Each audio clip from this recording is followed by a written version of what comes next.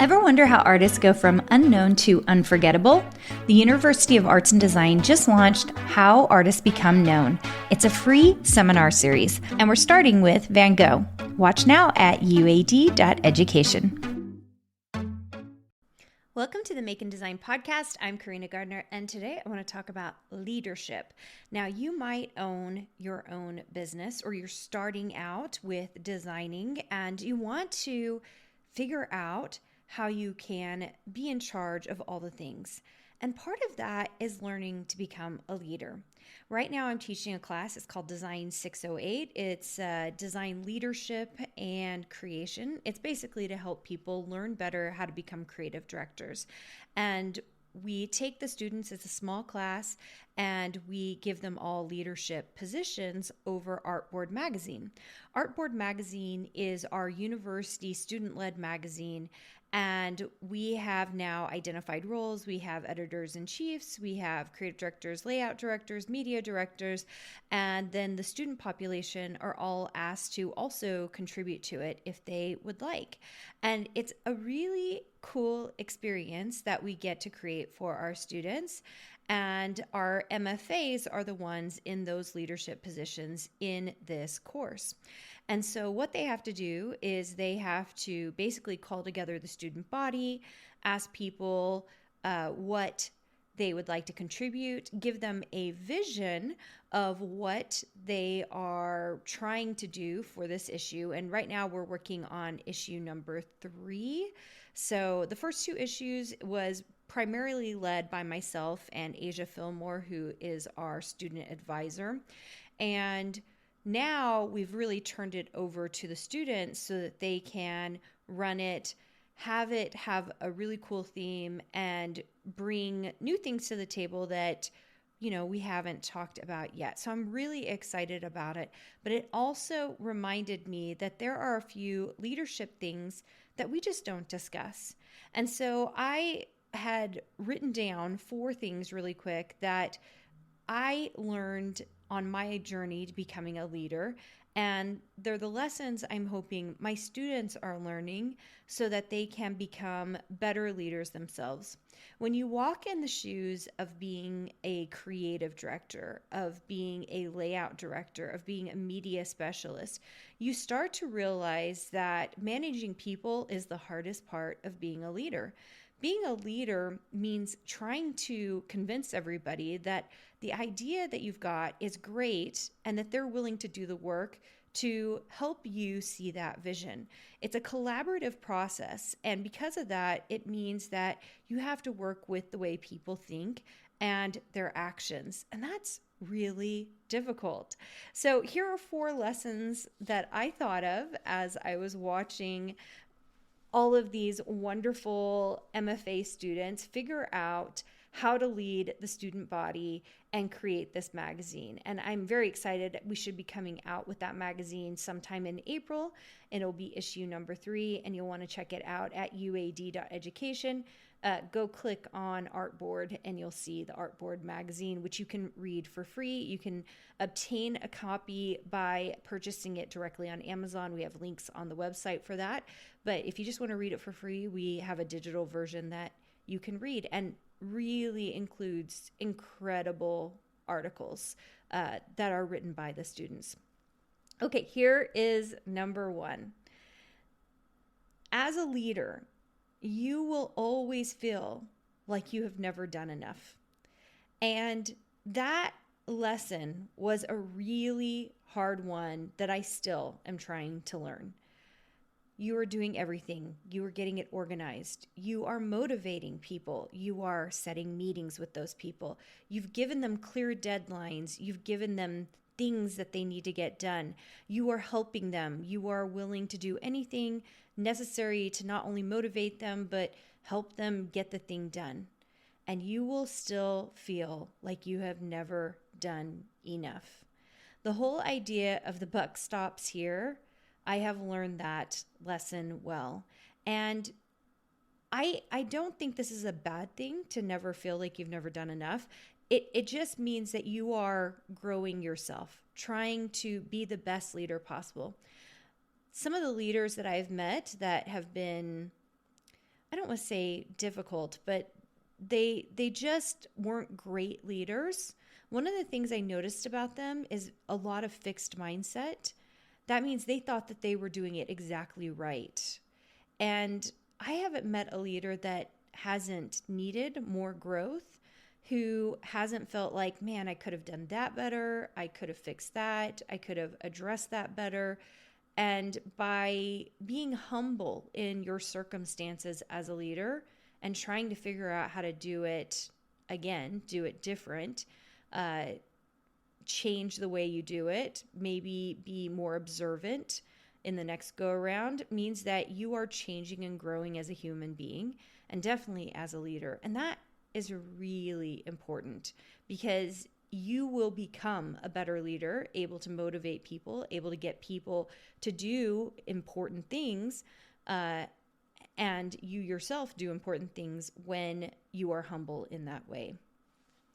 Number 2 is good leaders really love their people. I don't know of any leader that really had the best interest at heart for their people, that really did a good job of leading them. It's because they understand that these are people and we all have flaws, and that also you're not going to be liked all the time in that leadership role. I think that might be one of the hardest things. I think we all like to be liked, right? But recognizing that you're not going to be liked for every decision that you make, that you can't please everyone, and that you have to make decisions that are best for the entire company or the entire business that they can't see. Sometimes you will get people on a team, and when I say sometimes, I mean all the time, you're going to get people on a team who think, what's in it for me? And that's not a bad thing. People have to know what's in it for them. But also, it doesn't mean that you have to do everything that they want you to do. I find that, I think Dave Ramsey calls it servant leadership. I find that servant leadership means that the leader typically is doing more than their fair share of the work. I haven't met a leader that has not completely loved their people, who are doing their best, who is not working crazy hours to make it all work. I think that really is the case. Servant leadership, I think, is a great name for it, because at the end of the day, you really are serving the people around you. And by loving them, it makes it so much easier to serve them and to be a good leader to them, because you want their best result. You want their best completed effort, not just for yourself, but for them, so that they can feel really good about what they're creating. I mentioned that we're really doing this in Design 608, which is our design leadership class with the MFAs, but I'm seeing it also in our Accumulating Studio project for our MFAs.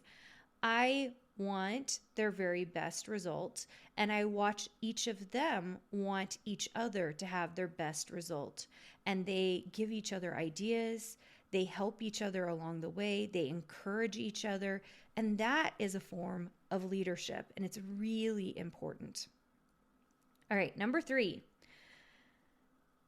This is more of a statement, but good leaders hear a lot of complaining, and you don't internalize it. In fact, what they learn to do is they learn to tolerate and reiterate based on that, we'll say constructive criticism. I don't know that all the leadership things I get is actually constructive criticism. I think a lot of it's just complaining. But I will still take that complaining and I will try to think thoughtfully about what is actually going on and figure out what's the best thing I need to do with that.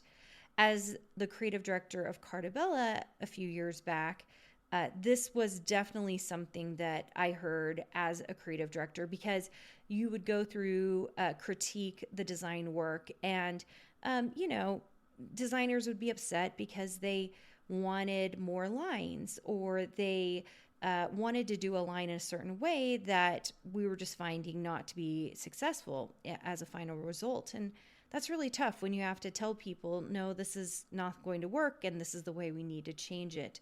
So you learn to tolerate uh, bad news, basically, right? Not only giving bad news, but having people come back at you upset. You also learn how to deal with tight deadlines. And I remember I was pregnant with my youngest child, who's now 13, when I was the creative director at Cartabella. And I slept about 2 hours a night. I was extremely pregnant with him.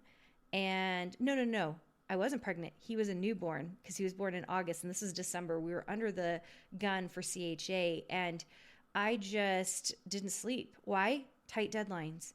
And I was dedicated to making sure that got done. If the leader is unwilling to make sure those tight deadlines get hit, then no one else is going to. You have to lead knowing full well, hey, these deadlines are really tight. It's going to be really tough, but I'm going to hit them. And that is really, really tough. But a good leader will figure it out. You will figure it out. You block off time. You become more efficient. Some of my best leaders that I can think of, they really went out of their way to become far more efficient than anyone I'd ever seen. And that's because they didn't have a choice. They had to be efficient.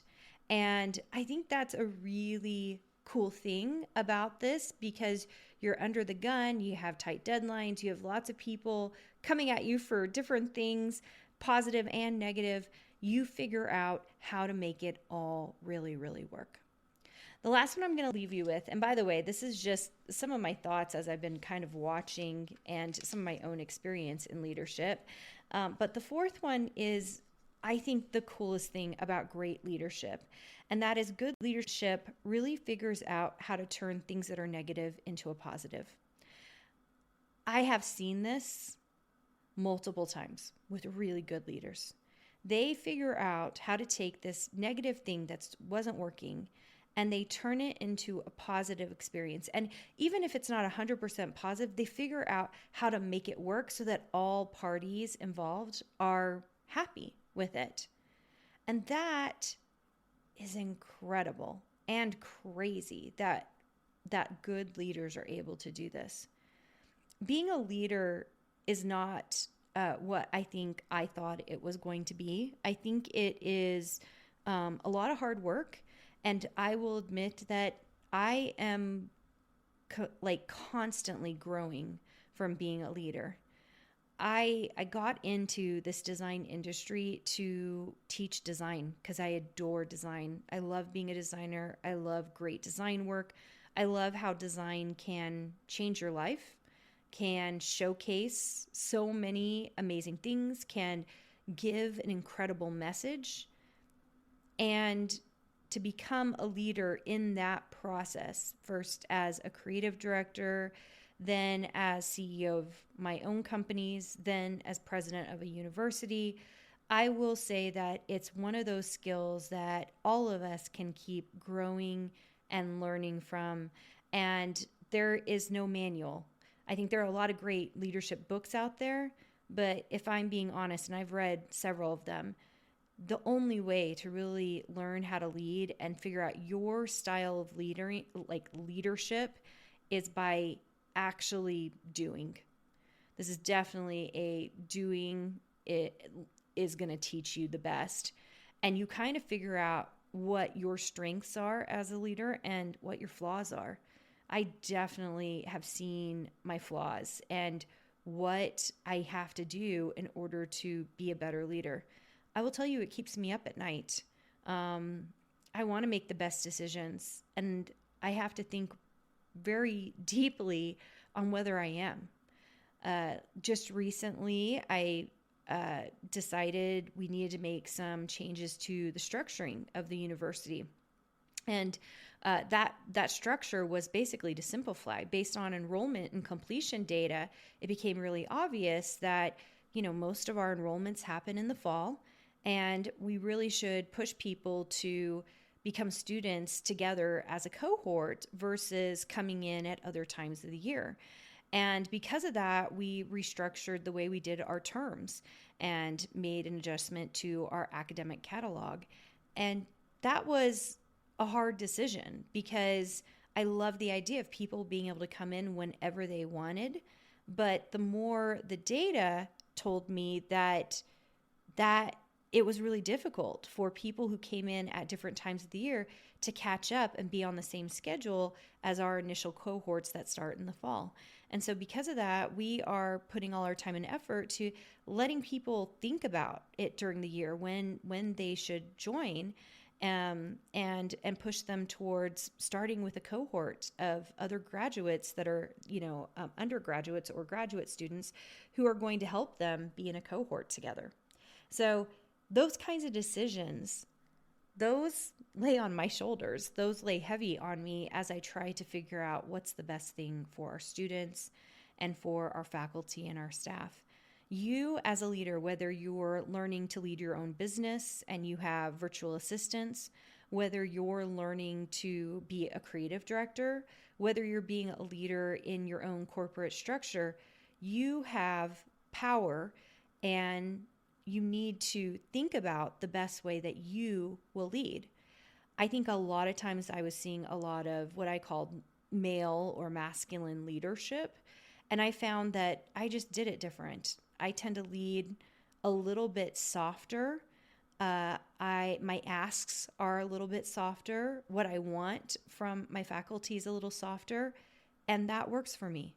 But there are other times that I have to be extremely direct and take a hold of things. And that is hard for me, you guys. That's one of my flaws, where I want things to be okay with everyone. And so because of that, I have to really think hard about how I'm going to broach a subject with someone to make sure that we do it correctly. So some ideas and thoughts about leadership here. You might feel like you're not a leader. I'm telling you right now, people are watching what you're doing. You are a leader, and developing those skills is an important asset for you as a design owner, as a design business owner, as someone who may be stepping into roles where you are motivating and helping other people succeed. I have a gift for you. My third book, The Intentional Design Year, is out, and I want to give you access to read it. To get the digital copy for 1 month for free, go to www.designspeakcourses.com/intentional. Make sure and do the www. Because for some reason, that's the only way it will work. Anyway, this will get you free access to read the book for an entire month. If you love it, you can always go to Amazon and get the whole book plus the prompt journal.